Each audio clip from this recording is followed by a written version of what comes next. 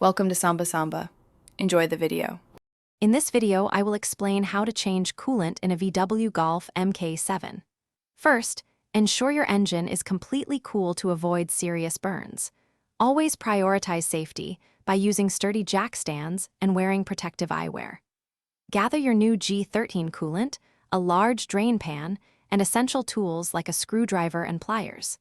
Being prepared makes the job much smoother and safer for everyone involved. Now, let's drain the old coolant. Carefully locate the radiator drain plug, which is typically found at the bottom of the radiator on the driver's side. Position a large drain pan directly underneath to collect all the old fluid. Once ready, slowly open the drain plug and also remove the expansion tank cap to allow the coolant to flow out completely. After draining, close the drain plug and fill the system with distilled water for a thorough flush. Run your engine with the heater on high for about 10 minutes, then drain the water completely. Once empty, close the drain plug again. Now, carefully fill the expansion tank with the correct G13 coolant mixture, ensuring it reaches the maximum fill line. The final step is bleeding any trapped air.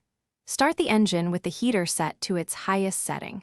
As the engine warms, gently squeeze the upper and lower radiator hoses to help dislodge air bubbles.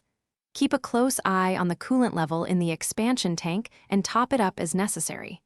Drive for a bit, then recheck the level once the engine cools. Thanks for watching. Consider subscribing if we helped you.